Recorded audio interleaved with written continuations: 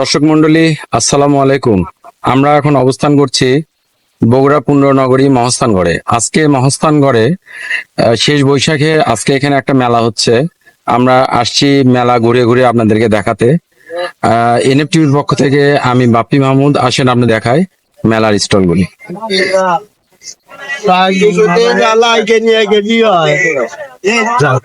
মোহাম্মদ আব্বাস আলী খান। আসলে মানুষ মানুষের জন্য, মানুষ মানুষ ছাড়া থাকতে পারবে না। এই জন্য মানুষ মানুষকে নিয়ে এত কিছু খেলা চলাফেরা বা জ্ঞান আধ্যাত্মিক লাইন সত্য সঠিক পথে চললে, মানুষ হতে গেলে কেউ যদি ভাবে যে আমি মানুষ হবো বা আমি সত্য সঠিক পথে চলবো, সে নিজেই নিজেকে ধারণ করতে হবে, বুঝতে হবে, নিজেই নিজের ভিতর দিয়ে সে খেলবে। সে যা করতে চাইবে, যা ইচ্ছা হবে সেটাই পারবে। এটাই হচ্ছে আধ্যাত্মিক লাইন। এটা মনে করেন যে এত কিছু শেখা জানার পরও সে নিজেই বুঝতে পারে যে ওখানে গেলে কি হবে, হতে পারে বা হচ্ছে, সে নিজেই মানে অগ্রিম বুঝতে আপনি কত বছর যাবত এই লাইনে আছেন? আমি আছি 14 বছর 15 বছর সেই লাইন। সেই পৃথিবীতে কেউ চিরদিন হবে না। এই সামান্য সময়ের মধ্যে কেউ টাকা পয়সা ধন বা সয় সম্পত্তি, ছেলে মেয়ে সবকিছু নেই লড়ে, আবার কেউ আবার সবকিছু ত্যাগ করে নিজেই নিজের মতো জীবনটাকে বিলিয়ে দেয়। তো আপনি কি সবকিছু ত্যাগ করে চলে আসছেন? না, আমার বাবা মা সবকিছু আছে, তারপর আমি সবার সঙ্গে হ্যাঁ, প্রতি বছর বছর আমি সবাই আসে, একসঙ্গে দেখায়, ভালো লাগে। আপনারা কই থেকে আসছেন? আমরা গাইবান্ধা জেলা পলাশবাড়ি থানা থেকে। তো আপনারা কি এরপরে আবার অন্য কোনো মেলাতে যাবেন না? হ্যাঁ, যেকোনো মেলায় আমরা যাই যখন। মোহাম্মদ শফিকুল ইসলাম। আপনি কি এখানেই থাকেন না? না না না, আমার বাড়িতে হলে গ্রাম নান্দিয়া। ওখান থেকে আজকে আসছেন? না, আমরা আসছি হলে গতকাল। কতজন আসছেন? আমরা আসছি 20 জন। ধরেন আমাদের দেশে তো আর প্রথমে কোনো নবী রসুল আসে না। আচ্ছা, আসছে আল্লাহর রসুলের সাহাবী, আল্লাহর ওলি। তারা এই দেশে এসে বিভিন্ন জায়গায় ইসলাম প্রচারণা করছে। এই দিনে বাবা সুলতানের মৃত্যু হয়েছে, সেই মৃত্যু বার্ষিক উপলক্ষে আমরা একটু আসি, যে তার ভক্তবৃন্দ আসে হয়ে তার অবমবারে একটু দোয়া কামনা করে, আল্লাহ যেন তাকে ভালো করে এবং তার ওসিলায় জানে আল্লাহ আমাদেরকেও কিছু দান করে। তো আপনারা কি মনে করছেন এই বাদ্য বাজনা করলে আল্লাহ তাকে বেহেশত? না, আমরা তো এখানে বাদ্য বাজনা করতেছি, আমরা তো দেখে আসলেন যে জায়গায় জায়গায় করতেছে। কে কেমন কোন ধরনের, সবাই তো আর এক রকমের না।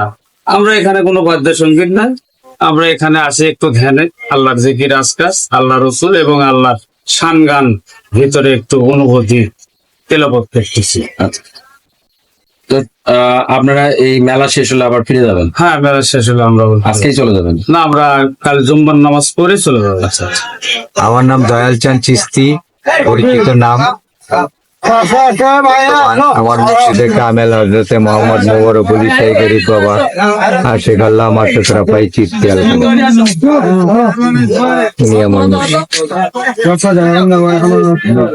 হজরত নিজামুদ্দিন আউলিয়া একমাত্র ভক্ত।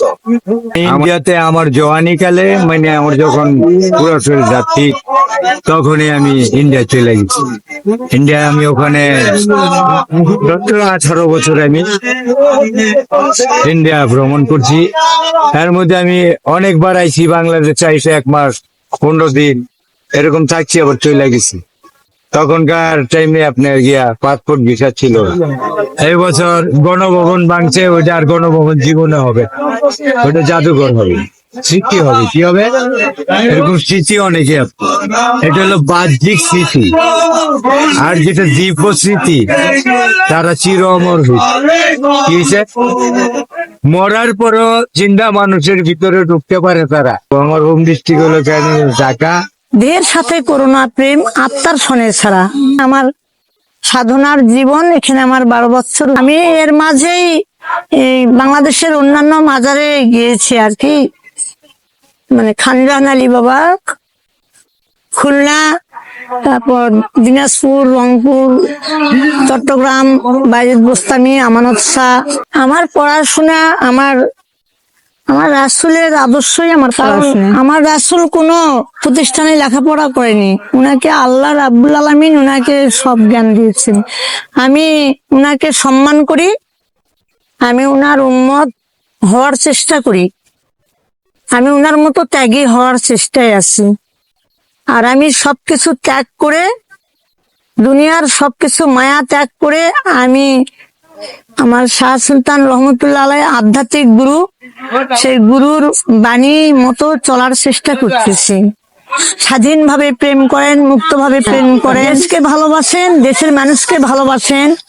শুধু ক্ষমতায় গিয়ে লুটে পুটে খাওয়ার চেষ্টা করেন না, রক্ষক হয়ে ভক্ষক সাজার চেষ্টা করেন না।